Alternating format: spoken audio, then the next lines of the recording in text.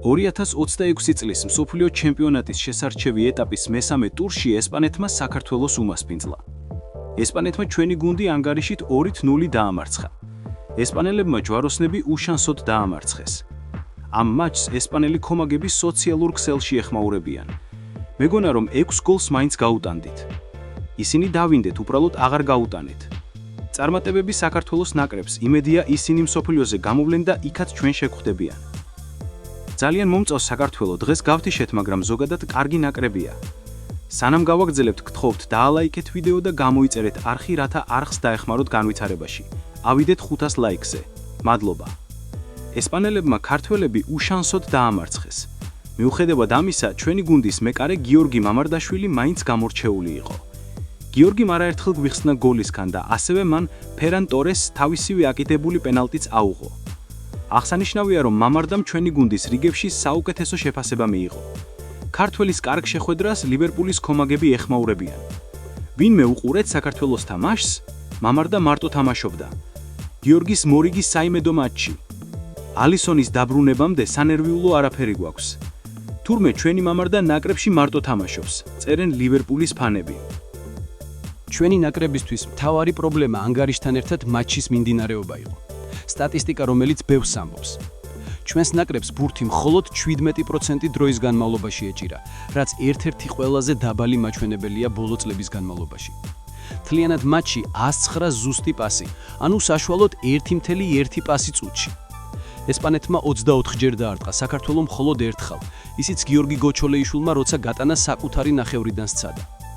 მატჩის დასრულების შემდეგ საქართველოს ნაკრების თავკაცმა ვილი სანიოლმა პრესკონფერენცია გამართა. დადებით მხარეებზე საუბარი რთულია. ალბათ გაგვიმართლა კიდეც, რომ უფრო დიდი სხვაობით არ წავაგეთ. თუმცა არ უნდა დაგვავიწყდეს თურქეთთან მატჩი, რომელიც ჯგუფში ყველაზე მნიშვნელოვანი თამაში იქნება. ფეხბურთელებს დაველაპარაკები. მათგან უფრო მეტი განწყობით და აგრესიით თამაშს ველოდები. ზოგადად პოზიტიური ადამიანი ვარ და ვფიქრობ, ბევრი რამ შეიძლება შეიცვალოს 3 დღეში, განსაკუთრებით ხარისხის თვალსაზრისით. ჩემს გუნდს ნამდვილად აქვს ხარისხი და მომდევნო მატჩი ამის ჩვენება შეუძლია. თანამედროვე ფეხბურთი ასეთია, დრო არ გაქვს, არასდროს გაქვს დრო. უნდა ითამაშო, მაგრამ ფეხბურთელები მიჩვეულები არიან ამას და როგორც ვთქვი, ვეცდებით მაქსიმალურად აღვიდგინოთ ძალები. საკმაოდ გამიმართლა, რადგან ვმუშაობ ისეთ გარემოში, სადაც დიდ ძალისხმევას იჩენენ, რომ ყოველთვის საუკეთესო პირობებით ვიმგზავროთ მატჩებს შორის. ასე იქნება თურქეთშიც და ამისთვის მადლიერი ვარ.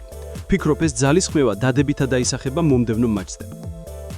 ესპანეთის ნაკრების მთავარი მწვრთნელმა ლუის დე ლა ფუენტემ საქართველოსთან გამარჯვების შემდეგ მატჩის შემდგომი კომენტარი გააკეთა.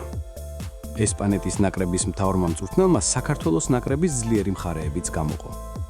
საქართველოს ნაკრები თავს კარგად და გაბედულად იცავდა. მათ შესანიშნავი მეკარე ჰყავთ.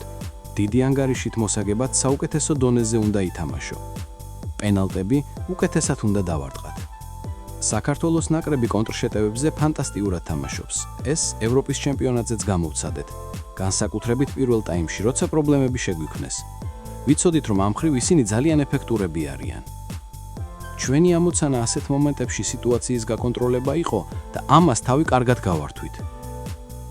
ქართველი შემტევები ხაზებს შორის კარგად იხსნებიან, ამიტომ ჩვენი მცველები ძალიან კონცენტრირებულად თამაშობდნენ, რამაც შეტევაში უფრო აქტიურად თამაშის შესაძლებლობა მოგცა.